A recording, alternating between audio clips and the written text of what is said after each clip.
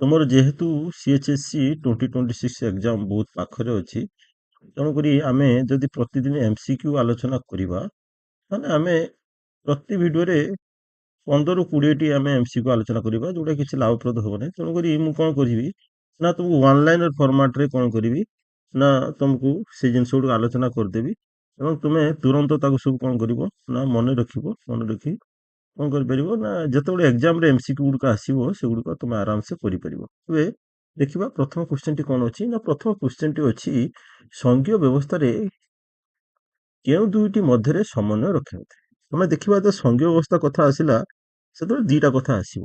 କ'ଣ ଆସିବ ନା ଗୋଟେ ଆସିବ ଜାତୀୟ ଜାତୀୟ କ'ଣ ଆସିବ ନା ଐକ୍ୟ ଏବଂ ତା ସହିତ କ'ଣ ଆସିବ ନା ରାଜ୍ୟର ସ୍ୱାର୍ଥ ବା ରାଜ୍ୟର ଅଧିକାର। ତ ସଂଘୀୟ ବ୍ୟବସ୍ଥାରେ ଦୁଇଟି କଥାର ସମନ୍ୱୟ ରହିଥାଏ। ଗୋଟେ ହେଲା ଜାତୀୟ ଐକ୍ୟ, ଅର୍ଥାତ୍ ସାରା ଦେଶ କିପରି ଏକତାରେ ବନ୍ଧା ହେଇପାରିବ ଏବଂ ରାଜ୍ୟମାନଙ୍କର ସ୍ୱାର୍ଥ କିପରି ରହିପାରିବ। ଆମେ ଜାଣିଛେ ସଂଘୀୟ ସରକାର ହେଉଛି କ'ଣ ନା ଦୁଇଟା ସରକାରର ସମ୍ମିଶ୍ରଣ ହୋଇଥାଏ। ତେଣୁକରି ଜାତୀୟ ସରକାରର ଲକ୍ଷ୍ୟ ସବୁବେଳେ କ'ଣ ରୁହେ ନା ଜାତୀୟ ଐକ୍ୟତା ପ୍ରତିଷ୍ଠା ହେବ ଏବଂ ରାଜ୍ୟମାନଙ୍କର ହୋଇଥାଏ କ'ଣ ନା କିପରି ରାଜ୍ୟ ତା ନିଜର ଅଧିକାରକୁ ସାବ୍ୟସ୍ତ କରିପାରିବ। ତାପରେ ନେକ୍ସଟ କ୍ୱେଶ୍ଚନଟି ଅଛି ତୁମର ପିଲାମାନେ କ'ଣ ଆଧୁନିକ ରାଷ୍ଟ୍ରଗୁଡ଼ିକୁ ଶାସନ ଭିତ୍ତିରେ କେଉଁ ଦୁଇଟି ଭାଗରେ ବିଭକ୍ତ କରାଯାଇଛି। ଯଦି ଆମେ ଦେଖିବା ଆଧୁନିକ ରାଷ୍ଟ୍ରଗୁଡ଼ିକ ଦୁଇଟି ଭାଗରେ ବିଭକ୍ତ କରାଯାଇଛି। ଗୋଟେ ହେଉଛି କ'ଣ ନା ସଂଘୀୟ, ଗୋଟେ ହେଉଛି ତୁମର ସଂଘୀୟ ଏବଂ ଅନ୍ୟଟି ହେଉଛି କ'ଣ ଏକକ ବା ତୁମ ଐକ୍ୟ ସରକାର କହିପାରିବା। ଗୋଟେ ସଂଘୀୟ ସରକାର, ଐକ୍ୟ ସରକାର। ଆଧୁନିକ ରାଷ୍ଟ୍ରଗୁଡ଼ିକ ଶାସନ ଭିତ୍ତିକୁ ଦୁଇ ଭାଗରେ ବିଭକ୍ତ କରାଯାଇଛି। ନେକ୍ସଟ ହେଉଛି କ'ଣ ଭାରତର ସମ୍ବିଧାନର କେଉଁ ଧାରାରେ ଭାରତକୁ ରାଜ୍ୟମାନଙ୍କର ସମଷ୍ଟି କୁହାଯାଇଛି। ସୁନ୍ଦର କ୍ୱେଶ୍ଚନଟି। ଏଟା ହେଉଛି କ'ଣ ହବ ନା ତମର ଧାରା 1 ବା ଆର୍ଟିକିଲ 1। ଏଥିରେ କ'ଣ କୁହାଯାଇଛି ନା ରାଜ୍ୟମାନଙ୍କର ଏକ ସମଷ୍ଟି। କାହାକୁ କୁହାଯାଇଛି? ଭାରତକୁ ରାଜ୍ୟମାନଙ୍କର ସମଷ୍ଟି ବୋଲି କୁହାଯାଇଛି। କିଏ ଭାରତକୁ ଏକ ଅର୍ଦ୍ଧ ସଂଘୀୟ ରାଷ୍ଟ୍ର ବୋଲି କହିଛନ୍ତି? ବହୁତ ଇମ୍ପୋର୍ଟାଣ୍ଟ କ୍ୱେଶ୍ଚନ। ଏଟା ପଡ଼ିଥିଲା ଗୋଟେ ଦୁଇ ବର୍ଷ ତଳେ ପଡ଼ିଥିଲା। ଏଟା ହେଉଛି କ'ଣ ହବ ଛୁଆମାନେ ନା ଏଟା ହବ କେସି ହୋୟର। କ'ଣ ହବ? କେସି ହୋୟର କ'ଣ କରିଛନ୍ତି? ଭାରତକୁ କ'ଣ କହିଛନ୍ତି ନା ଅର୍ଦ୍ଧ ସଂଘୀୟ ରାଷ୍ଟ୍ର ବୋଲି କହିଛନ୍ତି।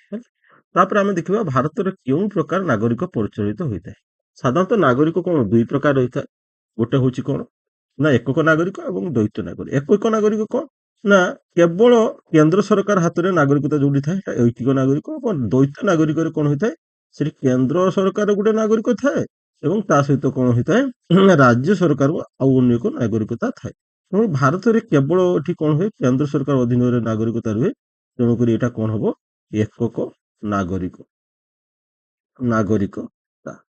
ଠିକ ଅଛି। ତାପରେ ଆମେ ଦେଖିବା ନେକ୍ସଟ କ୍ୱେଶ୍ଚନ ହେଉଛି ସପ୍ତମ ଅନୁସୂଚୀରେ କେତୋଟି ତାଲିକା ରହିଛି। ଆମେ ଦେଖିବା ସପ୍ତମ ଅନୁସୂଚୀରେ କ'ଣ ଅଛି ନା 3ଟି ତାଲିକା ଅଛି। କ'ଣ କ'ଣ ସେ 3ଟି ତାଲିକା ନା ଗୋଟେ ଅଛି ତୁମର କେନ୍ଦ୍ର ତାଲିକା, ଆଉ ଗୋଟେ ରହିଲା ତୁମର କ'ଣ ରାଜ୍ୟ ତାଲିକା, ଆଉ ଗୋଟେ ରହିବ ତୁମର କ'ଣ ନା ଯୁଗ୍ମ ବା ମିଳିତ ତାଲିକା। ହେଲା, କେନ୍ଦ୍ର ତାଲିକା, ରାଜ୍ୟ ତାଲିକା, ଯୁଗ୍ମ ବା ମିଳିତ ତାଲିକା। କେନ୍ଦ୍ର ତାଲିକାରେ ବର୍ତ୍ତମାନ କେତୋଟି ବିଷୟ ରହିଛି? ଆମେ ଯଦି ଦେଖିବା କେନ୍ଦ୍ର ତାଲିକାରେ କେତୋଟି ବିଷୟ ରହିଛି ନା 100ଟି ବିଷୟ ରହିଛି। ବର୍ତ୍ତମାନ 100ଟି ବିଷୟ ରହିଛି। ଏବଂ ରାଜ୍ୟ ତାଲିକାରେ କେତୋଟି ରହିଛି ନା ରାଜ୍ୟ ତାଲିକାରେ ତୁମର କ'ଣ ଅଛି ନା 61ଟି ଅଛି। ହେଲା, ଏବଂ ଦେଖିବା ଯୁଗ୍ମ ତାଲିକାରେ କେତୋଟି ଅଛି ନା ଯୁଗ୍ମ ତାଲିକାରେ 52ଟି ଅଛି। ତାପରେ କହୁଛି ଅବଶିଷ୍ଟ କ୍ଷମତା ଉପରେ ଆଇନ ପ୍ରଣୟନ କରିବା କ୍ଷମତା କାହା ପାଖରେ ଅଛି? ଅବଶିଷ୍ଟ କ୍ଷମତା ମାନେ କ'ଣ ନା ଏଇ ଦେଖ ଆମର ଯୋଉ 3ଟା ତାଲିକା ରହିଲା କେନ୍ଦ୍ର ତାଲିକା, ରାଜ୍ୟ ତାଲିକା ଏବଂ ଯୁଗ୍ମ ତାଲିକା। এই କେନ୍ଦ୍ର ତାଲିକା, ଯୁଗ୍ମ ତାଲିକା ଏବଂ ରାଜ୍ୟ ତାଲିକାରେ ଯେଉଁ ବିଷୟ ଗୁଡ଼ିକ ନଥାଏ ବିଷୟବସ୍ତୁ ଗୁଡ଼ିକ ସେଗୁଡ଼ିକ କୁହାଯାଏ ଅବଶିଷ୍ଟ କ୍ଷମତା ବା ରେସିଡୁଆଲ ପାୱାର କୁହାଯାଏ। ଏଗୁଡ଼ିକ କାହା ହାତରେ ଅଛି? ଆମ ଭାରତରେ ଯଦି ଦେଖିବା ସେଇଟା ଅଛି କାହା ହାତର? କେନ୍ଦ୍ର ସରକାରଙ୍କ ଠାରେ ଅଛି।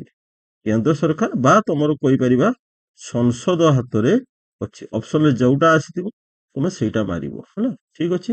ତାପରେ ଆମେ ଦେଖିବା ନେକ୍ସଟ କ୍ୱେଶ୍ଚନ କେଉଁ ଧାରା ଅନୁଯାୟୀ ଅବଶିଷ୍ଟ କ୍ଷମତା କେନ୍ଦ୍ରକୁ ଦିଆହେଇଛି? ଅର୍ଥାତ୍ କେଉଁ ଧାରାରେ ଅବଶିଷ୍ଟ କ୍ଷମତା କେନ୍ଦ୍ରକୁ ଦିଆହେଇଛି? ନା ଏଟା ହଉଛି କେତେ? ନା ଆର୍ଟିକିଲ 248।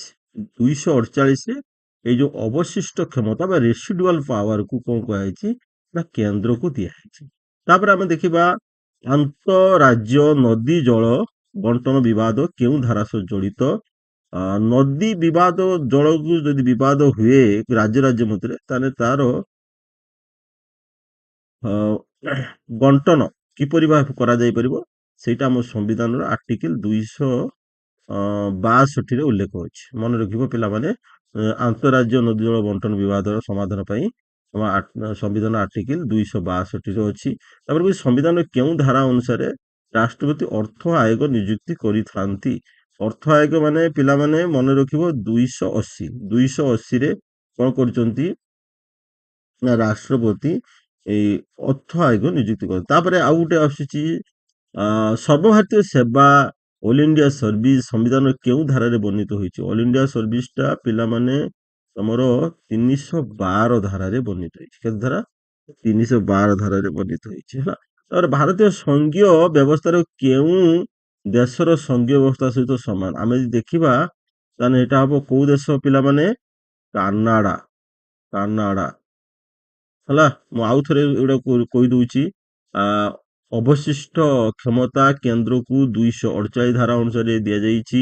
ଆନ୍ତଃରାଜ୍ୟ ନଦୀ ଜଳ ବଣ୍ଟନର ବିବାଦ ସମାଧାନ ପାଇଁ ସମ୍ବିଧାନରେ 262 ଧାରାରେ ଲିଖିତ ଅଛି। ସମ୍ବିଧାନର 280 ଧାରା ଅନୁସାରେ ରାଷ୍ଟ୍ରପତି କଣ କରନ୍ତି? ଅର୍ଥ ଆୟୋଗ ନିଯୁକ୍ତି କରିଥାନ୍ତି।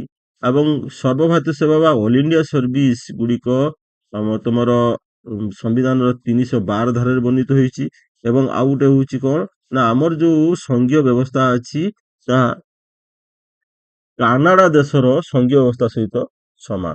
ତାପରେ ଦେଖିବା କେନ୍ଦ୍ର ରାଜ୍ୟର ସମ୍ପର୍କ ଅନୁଧ୍ୟାନ ପାଇଁ 1983ରେ କେଉଁ କମିଶନ ଗଠିତ ହୋଇଥିଲା? ୟାର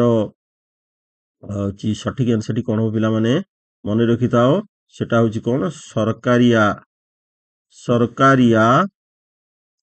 ସରକାରିଆ କମିଶନ। ସରକାରିଆ କମିଶନ ଗଠନ ହୋଇଥିଲା। କୋଉ କମିଶନ ଗଠନ ହୋଇଥିଲା? ନା ସରକାରିଆ କମିଶନ ଗଠନ ହୋଇଥିଲା। କଣ? ନା ଇଏ କେନ୍ଦ୍ର ରାଜ୍ୟ ମଧ୍ୟରେ କଣ କରିବ?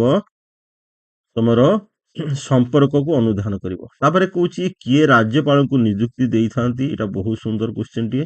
ନା ଏଇଟାକୁ ରାଜ୍ୟପାଳ ମାନଙ୍କୁ ରାଷ୍ଟ୍ରପତି ନିଯୁକ୍ତି ଦେଇଥାନ୍ତି। ତାପରେ କହୁଛି ଜରୁରୀକାଳୀନ ପରିସ୍ଥିତି ସମ୍ବିଧାନ କେଉଁ ଧାରାରେ ବର୍ଣ୍ଣିତ ହୋଇଛି? ମନେ ରଖିବ ପିଲାମାନେ, ଯେତେବେଳେ ଧାରା କହିବ ତମେ ମନେ ରଖିବ ଜରୁରୀକାଳୀନ ପରିସ୍ଥିତି ରାଷ୍ଟ୍ରପତିଙ୍କ ତ ତମେ ଜାଣିଛ ତିନିଟା ରହିଛି, 352, 356 ଏବଂ 360। ତିନିଟା ରହିଛି। ଏବଂ ଯଦି ଦେଖିବ ଭାଗ ଯଦି କହିବ ସମ୍ବିଧାନର, ଏଇଟା ହଉଛି ହଁ ତ୍ରୟୋଦଶ ଭାଗ, ମାନେ 13ତମ ଭାଗରେ, ମାନେ ଭୁଲ କହିଦେଲି। ଏଇଟା ଟିକେ ଗୋଟେ ମିନିଟ, ଏଟା ସମ୍ବିଧାନର ହଁ ଅଷ୍ଟାଦଶ ଭାଗରେ ବର୍ଣ୍ଣିତ କରାଯାଇଛି। ତାପରେ କହୁଛି 356 ଦ୍ୱାରା କାହା ସହିତ ଜଡିତ? ହଁ, 356 ଦ୍ୱାରା କଣ? ନା ରାଜ୍ୟ ଜରୁରୀକାଳୀନ ପରିସ୍ଥିତି। ରାଜ୍ୟ ଜରୁରୀକାଳୀନ ପରିସ୍ଥିତି ବା ରାଷ୍ଟ୍ରପତି ଶାସନ। ଏଇଟା ତମେ କହିପାରିବ ରାଜ୍ୟ ଜରୁରୀ କାଳୀନ ପରିସ୍ଥିତି ବା ତମର କହିପାରିବା ରାଷ୍ଟ୍ରପତି ଶାସନ। ଆଉ ଯଦି 352ଟା ହୁଏ, ଏଇଟା ହଉଛି କଣ? ନା ଏଇଟା ଜରୁରୀକାଳୀନ ପରିସ୍ଥିତି ହେଲା। ଏବଂ 360ଟା ହେଲା ରାଷ୍ଟ୍ରପତିଙ୍କର ଆର୍ଥିକ ଜରୁରୀକାଳୀନ ପରିସ୍ଥିତି ପାଇଁ ହୋଇଥାଏ ହେଲା। 356ଟା କେବଳ ଗୋଟିଏ ବା ଯୋଉ ରାଜ୍ୟରେ ଚାହିଁବେ ସେଇ ରାଜ୍ୟରେ, କିନ୍ତୁ 352ଟା ହାରେ ସର୍ବଭାରତୀୟ ସ୍ତରରେ ପ୍ରୟୋଗ ହୋଇଥାଏ। ତାପରେ ପୁଲିସ ଶାନ୍ତି ଶୃଙ୍ଖଳା କେଉଁ ତାଲିକାରେ ଅନ୍ତର୍ଭୁକ୍ତ? ମନେ ରଖିଥିବ ପିଲାମାନେ, ପୁଲିସଟା ହଉଛି ରାଜ୍ୟ ସରକାରଙ୍କ, ଆମର ସବୁ ପୁଲିସ ଯୋଉ ରହୁଛି ଲ ଆଣ୍ଡ ଅର୍ଡର ମେଣ୍ଟେନ କରିବା ପାଇଁ, ଏଇଟା ହଉଛି ରାଜ୍ୟ ତାଲିକା। କଣ? ନା ରାଜ୍ୟ ତାଲିକାର ଅନ୍ତର୍ଭୁକ୍ତ। ତାପରେ ଆମେ ଦେଖିବା ପ୍ରତିରକ୍ଷା ଓ ବୈଦେଶିକ ବ୍ୟାପାର କେଉଁ ତାଲିକାର ବିଷୟବସ୍ତୁ? ଏଟା ବହୁତ ସୁନ୍ଦର କ୍ୱେଶ୍ଚନ ଟି ଅଛି। ପ୍ରତିରକ୍ଷା ଅର୍ଥାତ୍ ସୈନ୍ୟବାହିନୀ କେନ୍ଦ୍ର ସରକାରଙ୍କ ହାତରେ ଥାଏ। କେନ୍ଦ୍ର ତାଲିକା। ତାପରେ ଦେଖିବା ଶିକ୍ଷା ଓ ଜଙ୍ଗଲ। ଶିକ୍ଷା ଓ ଜଙ୍ଗଲଟା ହଉଛି ତମର ପିଲାମାନେ କଣ ନା ଯୁଗ୍ମ ତାଲିକାରେ। ଯୁଗ୍ମ ତାଲିକା। ତାପରେ କହୁଛି ନିୟନ୍ତ୍ରକ ମହା ହିସାବ ରକ୍ଷକ ସିଏଜି କୁ କିଏ ନିଯୁକ୍ତି ଦେଇଥାନ୍ତି? ଆମେ ଦେଖିବା ଏଟାକୁ ଦେଇଥାନ୍ତି କିଏ? ସିଏଜି କୁ ରାଷ୍ଟ୍ରପତି। ସମ୍ବିଧାନ ସଂଶୋଧନ ପ୍ରଣାଳୀ କେଉଁ ଧାରାରେ ଅଛି? ଆମେ ଯଦି ଦେଖିବା ସମ୍ବିଧାନ ସଂଶୋଧନ ପ୍ରଣାଳୀଟା ମାନେ ସମ୍ବିଧାନ କିପରି ସଂଶୋଧିତ ହବ ତା 368 ଧାରାରେ ବର୍ଣ୍ଣିତ କରାଯାଇଛି। ଭାରତର ସର୍ବୋଚ୍ଚ ନ୍ୟାୟାଳୟ କେଉଁଠାରେ ଅବସ୍ଥିତ? ନା ଭାରତର ସର୍ବୋଚ୍ଚ ନ୍ୟାୟାଳୟ ତୁମର କଣ ନା ନୂଆ ଦିଲ୍ଲୀ ଠାରେ ଅବସ୍ଥିତ। ତାପରେ ଆମେ ଦେଖିବା ନେକ୍ସଟ କ୍ୱେଶ୍ଚନ ଅଛି ସମ୍ବିଧାନର କେଉଁ ଧାରା ଅନ୍ତରାଜ୍ୟ ନଦୀ ଜଳ ବିବାଦର ସମାଧାନ ପାଇଁ ବ୍ୟବସ୍ଥା ଅଛି? ଏଇଟା ମୁଁ କହିଥିଲି 262 ନମ୍ବର ଧାରା। ତବେ ରାଜ୍ୟପାଳ କାହାର ପ୍ରତିନିଧିତ୍ୱ ଭାବେ ରାଷ୍ଟ୍ରର ଶାସନ କରିଥାନ୍ତି? ନା ଆମେ କରିବା ଏଠି ଦୁଇଟା ଯୋଉ ଅପସନ ଯାହା ଥିବ ସେଇଆ ଲେଖିବ। ରାଷ୍ଟ୍ରପତି ଥାଇପାରେ ହେଲା, ତମ ରାଷ୍ଟ୍ରପତି বা ଅପସନ ବି ଏମିତି ରହିପାରିବ କେନ୍ଦ୍ର ସରକାର ହେଲା। ଅପସନ ଦେଖିବ ଯୋଉଟା ତମକୁ ସୁଇଟେବଲ ଲାଗିବ ସେଇଟା କରିବ, ଦୁଇଟାକ ଆସିବ ନାହିଁ। ଯଦି ରାଷ୍ଟ୍ରପତି ଅପସନ ଅଛି ରାଷ୍ଟ୍ରପତି ଲେଖିବ, ଯଦି କେନ୍ଦ୍ର ସରକାରଙ୍କ ରାଷ୍ଟ୍ରପତି ନଥିବ କେନ୍ଦ୍ର ସରକାର ଥିବ କେନ୍ଦ୍ର ସରକାର ଲେଖିବ। କେଉଁ ଧାରା ଅନୁସାରେ ରାଷ୍ଟ୍ରପତି ରାଜ୍ୟର ସମ୍ବିଧାନ ସଂକଟ ଦର୍ଶାଇ ରାଷ୍ଟ୍ରପତି ଶାସନ ଜାରି କରିଥାନ୍ତି? ତାହେଲେ ଏଟା ଧାରା ମୁଁ ଏଟା କହିଛି 356 ହେଲା। ରାଜ୍ୟର ଯୋଉ ରାଷ୍ଟ୍ରପତି ଶାସନ ମାନେ ଧାରା 356 ଏବଂ ଯଦି ପୁରା ସର୍ବଭାରତୀୟ ସ୍ତରରେ ଲାଗିବ ତାହେଲେ 352 ଆଉ ଆର୍ଥିକ ଜରୁରୀ ପରିସ୍ଥିତି 360। ତେଣୁକରି ମନେ ରଖିବ। ଯୁଗ୍ମ ତାଲିକା ଥିବା ବିଷୟ ଗୁଡିକ ଉପରେ କେନ୍ଦ୍ର ଓ ରାଜ୍ୟ ଆଇନ ମଧ୍ୟରେ ବିବାଦ ହେଲେ କାହାର ଆଇନ ବଳବତ୍ତର ରୁହେ? ହେଲା, ଏଠାରେ ରହିବ କାହାର ଆଇନଟି ନା କେନ୍ଦ୍ର ସରକାରଙ୍କ ଆଇନଟି ବଳବତ୍ତର ରହିବ, ରାଜ୍ୟ ସରକାର ରହିବ ନାହିଁ ହେଲା। ତାପରେ ଦେଖିବା କେନ୍ଦ୍ର ସରକାର ଗଲା। ବର୍ତ୍ତମାନ ଯୁଗ୍ମ ତାଲିକାରେ କେତୋଟି ବିଷୟ ଅନ୍ତର୍ଭୁକ୍ତ କରାଯାଇଛି? ଏଟା ବି ଆଗରୁ କୁହାଯାଇଛି, ଏଟା କେତେ 52ଟି ବିଷୟ ଅନ୍ତର୍ଭୁକ୍ତ କରାଯାଇଛି। ଠିକ ଅଛି। ତାପରେ ଦେଖିବା କେଉଁ ସମ୍ବିଧାନ ସଂଶୋଧନ ଆଇନ ଦ୍ୱାରା ଯୁଗ୍ମ ତାଲିକାର କେତେକ ନୂତନ ବିଷୟ ଯଥା ଶିକ୍ଷା ଜଙ୍ଗଲ ଯୁଗ କରାଯାଇଛି। ଅର୍ଥାତ୍ ଏଇଟା ଯୁଗ୍ମ ତାଲିକାରେ କଣ କରାହେଇଛି ସଂଯୋଗ କରାଯାଇଛି। ଆଗରୁ ଏଟା ରାଜ୍ୟ ଲିଷ୍ଟ ଥିଲା, ଏଟା ଯୁଗ୍ମ ତାଲିକାରେ କରାହେଇଛି। ଆମେ ଦେଖିବା ସେଟା ହବ କଣ ନା 42ତମ ସମ୍ବିଧାନ ସଂଶୋଧନ। 42ତମ ସମ୍ବିଧାନ ସଂଶୋଧନ ହେଲା ହେଲା। ଏବଂ ଯଦି ପଡିବ କେଉଁ ମସିହାରେ ହେଇଛି ନା 42ତମ ସମ୍ବିଧାନ ସଂଶୋଧନ ତ ଜାଣିଥିବ 1976 ମସିହାରେ। 1976 ମସିହାରେ ଏଇଟା କଣ କରାଯାଇଛି ଯୁଗ୍ମ ତାଲିକା କରିଛି। ଭାରତରେ ଯୋଜନା ଆୟୋଗ ବଦଳରେ କେଉଁ ନୂତନ ସଂସ୍ଥା କାମ କରୁଛି?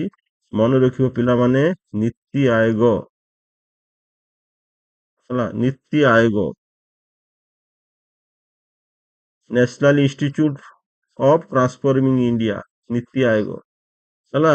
ପିଲାମାନେ କଣ ନା ନୀତି ଆୟୋଗ ତମର ଯୋଜନା ଆୟୋଗ ବଦଳରେ ବର୍ତ୍ତମାନ କଣ କରୁଛି ନୀତି ଆୟୋଗ କାର୍ଯ୍ୟ କରୁଛି।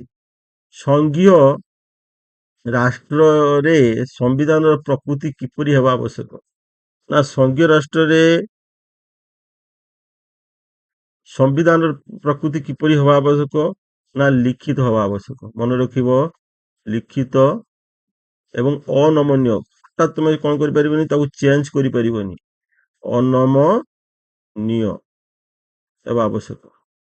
ତାପରେ କିଏ ରାଜ୍ୟର ମୁଖ୍ୟମନ୍ତ୍ରୀଙ୍କ ବିରୁଦ୍ଧରେ ତଦନ୍ତ କମିଶନ ନିଯୁକ୍ତି କରିବାର କ୍ଷମତା ଅଛି? ନା ତମର କୋଉଟା ନା କେନ୍ଦ୍ର ସରକାର। କେନ୍ଦ୍ର ସରକାର। ତାପରେ ରାଜ୍ୟ ତାଲିକାରେ ବର୍ତ୍ତମାନ କେତୋଟି ବିଷୟ ଅଛି? ରାଜ୍ୟ ତାଲିକାରେ 61ଟି ବିଷୟ ରହିଛି ହେଲା। ତାପରେ ଦେଖିବା ନେକ୍ସଟ ହଉଛି ସମ୍ବିଧାନର କେଉଁ ଧାରା ଅନୁସାରେ ଆନ୍ତର୍ଜାତିକ ଚୁକ୍ତି କାର୍ଯ୍ୟକାରୀ କରିବା ପାଇଁ ସଂସଦ ରାଜ୍ୟ ତାଲିକାଭୁକ୍ତ ବିଷୟ ମଧ୍ୟ ଆଇନ କରିପାରିବେ? ତ 36 ନମ୍ବରଟି କ'ଣ ଅଛି ନା ହଁ ତାର ଆନ୍ସରଟି କ'ଣ ହବ ପିଲାମାନେ ନା 253। ସମ୍ବିଧାନର 253 ଧାରା ଅନୁଯାୟୀ ଆନ୍ତର୍ଜାତିକ ଚୁକ୍ତି କାର୍ଯ୍ୟକାରୀ କରିବା ପାଇଁ ସଂସଦ ରାଜ୍ୟ ତାଲିକାଭୁକ୍ତ ବିଷୟ ମଧ୍ୟ ଆଇନ କରିପାରେ। ତାହେଲେ ସେ ରାଜ୍ୟ ତାଲିକାଭୁକ୍ତ ଯୋଉ ବିଷୟ ଗୁଡ଼ିକ ଅଛି ହଁ ସେଗୁଡ଼ିକ ଉପରେ ମଧ୍ୟ ଆଇନ ତିଆରି କରିପାରିବ କିଏ ସଂସଦ ନା ଯେତେବେଳେ ସେଇଟା ଗୋଟେ ଆନ୍ତର୍ଜାତିକ ଚୁକ୍ତି ସହିତ ସମ୍ପର୍କିତ ହେଇଯାଇଥିବ। ଓ ଭାରତରେ କାହାକୁ ସମ୍ବିଧାନ ରକ୍ଷକ ବା ବ୍ୟାଖ୍ୟାକାର କୁହାଯାଏ ସେଇଟା ହଉଛି ତମର କ'ଣ ପିଲାମାନେ ନା ଉଚ୍ଚତମ ନ୍ୟାୟାଳୟ। ଉଚ୍ଚତମ ନ୍ୟାୟାଳୟ। ସଂଘୀୟ ବ୍ୟବସ୍ଥାରେ ବ୍ୟବସ୍ଥାପିକାର କେଉଁ ସଦନ ପ୍ରାଦେଶିକ ରାଜ୍ୟମାନଙ୍କ ସ୍ୱାର୍ଥ ପାଇଁ ଉଦ୍ଦିଷ୍ଟ ଆମେ ଏଇଟାକୁ କହିପାରିବା କ'ଣ ନା ରାଜ୍ୟ ସଭା। ରାଜ୍ୟ ପାଇଁ ରାଜ୍ୟ ସଭା। ତାପରେ ଦେଖିବା କୃଷି ଜଳସେଚନ ସାଧାରଣତଃ କେଉଁ ତାଲିକାର ବିଷୟ ଯଦି ଦେଖିବା କୃଷି ଏବଂ ଜଳସେଚନ ଏଇଟା କାହାର ବିଷୟ ହବ ନା ରାଜ୍ୟ ତାଲିକାର ବିଷୟ। ତାପରେ ଦେଖିବା କେଉଁ ଅନୁଯାୟୀ ରାଜ୍ୟସଭାର 2/3 ସଂଖ୍ୟାଗରିଷ୍ଠ ସମର୍ଥନ ଦ୍ୱାରା ନୂତନ ଭାରତୀୟ ସେବା ସୃଷ୍ଟି କରିବାକୁ କେନ୍ଦ୍ରକୁ ଅନୁରୋଧ କରାଯାଇପାରେ। ସେଗୁଡ଼ିକ କ'ଣ ହବ ପିଲାମାନେ ସେଗୁଡ଼ିକ ହବ ଧାରା 312। ତେଣୁ ଧାରା 312 ଅନୁସାରେ କ'ଣ କରିପାରିବ ନା କେନ୍ଦ୍ର ରାଜ୍ୟସଭା କ'ଣ କରିପାରିବ କେନ୍ଦ୍ରକୁ ଅନୁରୋଧ କରିବ ଯେ ସର୍ବଭାରତୀୟ ବା ଅଲ୍ ଇଣ୍ଡିଆ ସର୍ଭିସ ପଦ ସୃଷ୍ଟି କରିବା ପାଇଁ। ତାପରେ ଆମର ଦେଖିବା ଶାସନ ବ୍ୟବସ୍ଥାର କେଉଁଠାରେ ଦ୍ୱୈତ ସରକାର ଦେଖାଯାଏ ତାହେଲେ କେଉଁଠାରେ ନା ଯୋଉଠି ସଂଘୀୟ ବ୍ୟବସ୍ଥା ଥିବ ଯୋଉଠାରେ କ'ଣ ଥିବ ନା ସଂଘୀୟ ବ୍ୟବସ୍ଥା ଥିବ ସେଇଠାରେ। ସମ୍ବିଧାନର କେଉଁ ଅନୁସୂଚୀରେ କ୍ଷମତା ବଣ୍ଟନର 3ଟି ତାଲିକା ରହିଛି ଯଦି ଏଟା ପଢିବ ତାହେଲେ କ'ଣ ଲେଖିବ ନା ସପ୍ତମ ଅନୁସୂଚୀ। ସପ୍ତମ ଅନୁସୂଚୀ। ଅର୍ଥ ଆୟୋଗର ସଦସ୍ୟଙ୍କୁ କିଏ ନିଯୁକ୍ତି ଦିଅନ୍ତି ନା ଭାରତର ରାଷ୍ଟ୍ରପତି। ଭାରତର ରାଷ୍ଟ୍ରପତି। ସମ୍ବିଧାନ ପ୍ରଣୟନ ବେଳେ କେନ୍ଦ୍ର ତାଲିକାରେ କେତୋଟି ବିଷୟ ଥିଲା? ସମ୍ବିଧାନ ପ୍ରଣୟନ ବେଳେ ସେତେବେଳେ କେନ୍ଦ୍ର ସରକାରରେ କେତୋଟି ବିଷୟ ଥିଲା ନା 97ଟି। ମନେ ରଖିବ 97ଟି ବିଷୟ ଥିଲା ସମ୍ବିଧାନ ପ୍ରଣୟନ ବେଳେ। ବର୍ତ୍ତମାନ ସେଇଟା ତୁମର 100ଟି ବିଷୟ ଅଛି। ଏଟାକୁ କ୍ୱେଶ୍ଚନ ଦେଖିବ ସମ୍ବିଧାନ ପ୍ରଣୟନ ବେଳେ କହୁଛି କି ବର୍ତ୍ତମାନ କହୁଛି। ଆଉ ଯେତେ ସମ୍ବିଧାନ ପ୍ରଣୟନ ବେଳେ ରାଜ୍ୟ ତାଲିକାରେ କେତେ ଥିଲା ନା ରାଜ୍ୟ ତାଲିକାରେ ଥିଲା 66ଟି ହେଲା। ବର୍ତ୍ତମାନ ସେଟା କ'ଣ ହେଇଛି ନା 100ଟି ଅଛି। ପ୍ରଣୟନ ବେଳେ 66ଟି। ପ୍ରଣୟନ ବେଳେ ଏଠି କେନ୍ଦ୍ର ତାଲିକାରେ 97 ବର୍ତ୍ତମାନ 100। ରାଜ୍ୟ ତାଲିକାରେ ସେତେବେଳେ 66 ଥିଲା ବର୍ତ୍ତମାନ 100ଟି। ମୂଳ ସମ୍ବିଧାନ ଯୁଗ୍ମ ତାଲିକାରେ କେତୋଟି ବିଷୟ ଥିଲା ନା ଯୁଗ୍ମ ତାଲିକାରେ ସେତେବେଳେ ଥିଲା 47ଟି। ବର୍ତ୍ତମାନ ସେଇଟା ଅଛି ତମର କ'ଣ ନା 52ଟି। କ୍ୱେଶ୍ଚନ ପଢିବ କ୍ୱେଶ୍ଚନ ପଢି ଭଲସେ ଧ୍ୟାନ ଦେଇ ମନେ ରଖିବ ଆନ୍ସର ଦେବ। କେନ୍ଦ୍ର ତାଲିକାରେ ଥିବା ବିଷୟ ଗୁଡ଼ିକ ଉପରେ କିଏ ଆଇନ ପ୍ରଣୟନ କରନ୍ତି? କେନ୍ଦ୍ର ତାଲିକା ଏଟା ତ ସଂସଦ କରିବ ଆଉ କିଏ କରିବ? ସଂସଦ କରନ୍ତି। ତାପରେ ସଂଘୀୟ ବ୍ୟବସ୍ଥାର ସର୍ବୋଚ୍ଚ କ୍ଷମତା କାହା ପାଖରେ ଥାଏ? ସଂଘୀୟ ବ୍ୟବସ୍ଥାର ସର୍ବୋଚ୍ଚ କ୍ଷମତା ଯଦି ଆମେ ଦେଖିବା ଏଟା ଲିଖିତ ସମ୍ବିଧାନ ପାଖରେ ଥାଏ। କାରଣ ସଂଘୀୟ ବ୍ୟବସ୍ଥାରେ ସମ୍ବିଧାନଟା ହଉଛି କ'ଣ ନା ତମର ହେଲା ପ୍ରମୁଖ ଜିନିଷ। ହଉ ତାପରେ ଦେଖିବା ଜାତୀୟ ଜରୁରୀ ପରିସ୍ଥିତି ସମ୍ବିଧାନ କେଉଁ ଧାରାରେ ଉଲ୍ଲେଖ କରାଯାଇଛି ନା ଏଟା ହଉଛି ତମର କେତେ 352। ଏବଂ ରାଜ୍ୟରେ ରାଷ୍ଟ୍ରୀୟ ଶାସନ ଜାରି କରିବା ପାଇଁ କେଉଁ ଧାରା ବ୍ୟବହୃତ କରେ? ରାଜ୍ୟ କଥା କହିଛି ମାନେ ତୁମେ କ'ଣ କରିବ ନା 356 ଲେଖିବ। ଯଦି ରାଷ୍ଟ୍ର କଥା କହିଛି 352 ଆଉ ରାଜ୍ୟ କଥା କହିଛି 356 ଆଉ ଆର୍ଥିକ କଥା କହିଲେ 360। ହଉ ପିଲାମାନେ ନେକ୍ସଟ ଭିଡିଓରେ ଆଉ କେତୋଟି ଇମ୍ପୋର୍ଟାଣ୍ଟ